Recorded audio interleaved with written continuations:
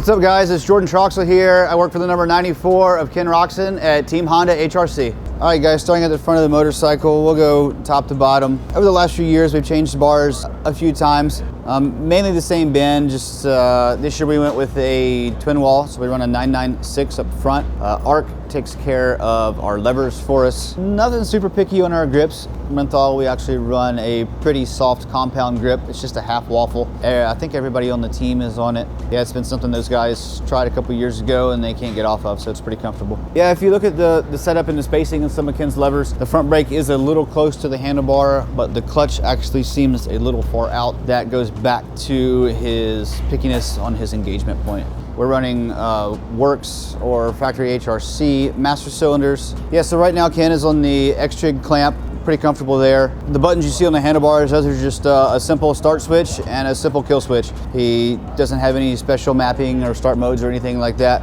He just likes to feel the motorcycle, kind of do it old school on his own. Doesn't rely on any electronics to get it off the gate. Yeah, Show is still taking care of our suspension, front and rear. They do a really good job. Trey Rain over there has been busting his butt this year for Ken and Chase. Really helpful to me and Brandon. So yeah, he's been amazing. We're running a Works connection start device. Ken actually runs a little bit deeper than most of the other guys. Still on DID rims, Dunlop tires, don't see those changing. Tires, he's been on the same front for over a year now. Rear, we go back and forth sometimes between a 110 and a 120, just depending on track conditions. Yeah, the little silver straps you see on the bottom of the fork guard, those are just support to keep the thing locked in. There's a lot of force holding that thing down, so we don't want to rip the plastic out of the fork lug. Just run a wire tie on my spokes, just to the little off-road trick. Simply, if he were just to pop one or two spokes, structurally the wheel would be able to finish the race. The only thing that would cause a DNF at that point is a stray spoke getting out and getting caught in a brake rotor or something like that and causing. So it's just kind of a hope it would catch it before there's any damage and let the thing finish the race, but there's no guarantee. Radiator, we actually just run stock radiators. We have a 1.8 cap. I run a pin in it to keep it from his knee breaking it loose. Stock louvers with twin air covers just to protect dirt and debris from going in there. Damaging my radiator cords. We have this cool little 3D printed protector that our 250 guy Ricky Rock made for us, which is really cool. Thanks Ricky for that. Yeah, the water pump mounting is a little different. We can take it on and off versus the stock one is pressed into the water pump cover. Just more about function for us and being able to change things faster. So right behind the right shroud, you'll see we have some little electronic pieces. We've just moved the reg rack up to there just to give us room back in our shock area. We have a secondary start button hidden under the frame right there. If there were any damage to the one on the handlebar, he'll be able to reach down and start the bike and continue racing. Yeah, you'll see most every factory bike in this pit. We just run an O2 sensor off of our head pipe. It just helps track data and how the bike's running, and we can adjust mapping accordingly. Going into that, we're still on Yoshimura exhaust, front and rear, been that way for a long time. Don't see that changing. Those guys are really awesome for us. Right below that, you'll see our Henson cover. We got a full bunch of goodies packed in there with the Henson basket and all that good stuff. Those guys have been really awesome to us and really cater to what we need. Compared to Chase, he's a little bit lighter on the pull. He's very picky about his clutch engagement and the way it feels in his hands. Bleeding is very important to him, and just getting that right feel between free play and engagement point. So I spend a lot of time between all my bikes trying to make sure they're all within the same millimeter. We know with those guys changing bikes between Florida and California and the racing and everything, and he's very picky about the feel between those things. Behind our Henson clutch cover, you'll see a magnesium primary cover, just a factory material that we've been using for years. It's got a nice coating on it, holds up very well. And going into the motor, we have Bob Reichman still with us in Torrance, and he's kind of the head of our 450 program there and does a great job handling everything and doing all the dyno and getting the power and adjusting each engine for Kenny and Chase individually to what they want. Actually, we've detuned the motor again this year. Kenny doesn't like a lot of hits. If you ever watch him ride, he does not use the clutch very much. He's always in a taller gear. He actually lugs the bike in a lot of places, so he does prefer a taller gearing, which is actually a little bit crazy with the power that he likes, but he just seems to really ride it in the meat of that RPM and makes it work. So in our motor department, Bob Reichman, he also works closely with Wiseco to get everything that he needs inside this thing to give Kenny and Chase what they need. We have a full cover carbon skid plate by CMT. That guy's done a good job for us, doing a couple different molds and changing some things to fit each motorcycle individually. I run foam behind the brake pedal on race day just to keep rocks from getting in there and depressing the brake pedal. We do have a Works rear master cylinder. You can just see the slight glass is covered up to prevent rock damage. Throttle jockey gives us our gray sticker that goes on the frame right there. sticker right above that on the side panel. It's just some grip tape that I cut up individually and run for some extra traction. Just a works brake pedal on a motorcycle along with foot pegs. Yeah, you'll see a brake snake on pretty much every bike. It's just an event, it gets snagged on a tough block or something. Hopefully it's strong enough to prevent it from wrapping around the foot peg. We've been running the same works foot pegs since I've been here. Knock on wood, they've been really good. They hold up. We get a lot of hours out of them, and it's just a really cool piece. The whole rear brake system is, besides that little window, it's a stock rear brake system. There's nothing special there. So in addition to Henson doing a great job with our clutch components, they also produce our coated axle blocks, which are really good. We can just flip them around and make a one-tooth sprocket change just by simply flipping our block.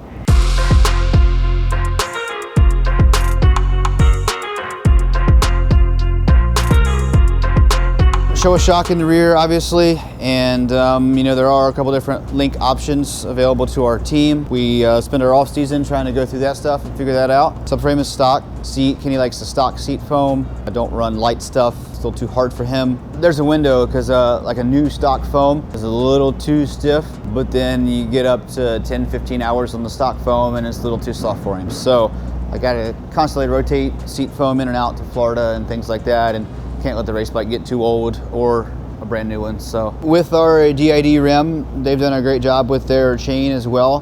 We have Renthal chain wheels. They've been really good to us, along with the handlebars, provide us with a lot of stuff. So we have a lot of options. And yeah, here at Factory Honda on our DID chain, we actually run a rivet link chain instead of a master link chain, just less chance of a clip coming off and causing an issue for us. Yeah, so with some of the trinkets that ARC has done for us, we have a little transponder bracket that bolts right to our triple clamp and holds our transponder in there nice and snug. Yeah, you'll see the rear chain block. There's just missing that front window. That's just to prevent rocks from going in. Chain sliders are stock. Chain block rubber is stock. Twin air has been really good. We have a couple of filter options for this bike. Like with Kenny not being super picky on his power, I don't need to do anything fancy there to give him any more air.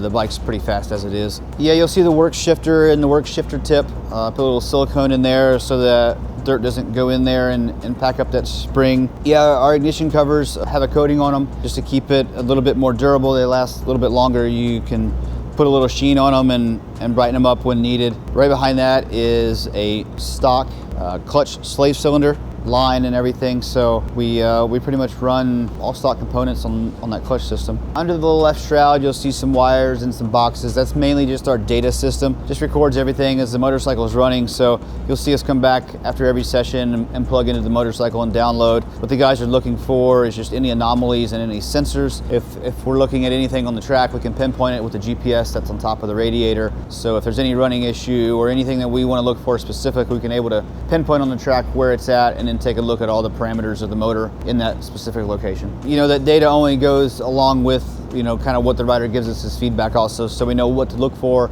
and where. VP's been a great fuel sponsor for us. They're able to provide whatever we need. If we need to change for the summer for any reason, or Supercross, or need more power, they've been willing to go to the drawing board and design something for us. The tie tank that you see, that's a stock tank that comes available on every motorcycle. Yeah, we're still running that Works Nissan front caliper. That thing's been good. It can get a lot of hours out of that. We can keep shining it up and making it look good. See, we have a carbon rotor guard on also. Kind of also works as a ski. Lets that thing slide through the ruts and prevent that lug from grabbing. Yeah, as you can see, Travis has done a really good job of getting inside this motorcycle and seeing that there's heat shield on our battery box. That's just a stock part on every stock battery box. It just simply protects that battery from the heat that the shock gives off. Yeah, Throttle Jockey's been awesome to us ever since I've been here. Those guys they're super quick. We can make changes and cut, or you know, just change the layout, and those guys will have it to our shop within 2 days. So that's been really cool. They've been really good to Kenny and everybody on this team, and I don't think I could ask for a better graphic sponsor.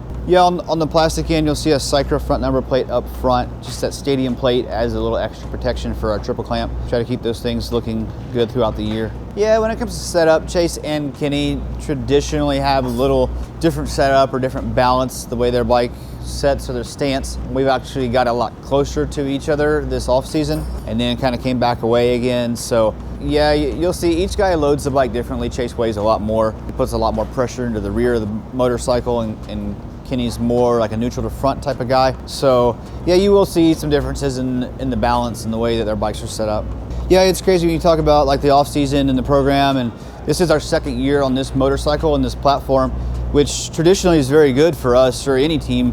Really, you usually have a backlog of parts and you're able to get your race bikes done by early December. However, with the COVID situation, we thought the year prior was bad. It actually had the opposite effect, where year 2 was where we really felt the most impact on shipping and logistics and things like that, and all parts being stuck in the ports and out in the ocean and things like that. So it actually did take quite a while to get everything we needed, and we were very late on getting our race motorcycles together this year. So I know every team in this paddock has probably had a similar story and had to adjust around it, and the same for us. I did a lot more, rob Peter to pay Paul with parts this year with motorcycles and things like that to get these bikes to the track. But I'm really hoping things will be a lot better. We should still be on the same chassis for next year, so we are really focused on our parts ordering to not be in that situation again.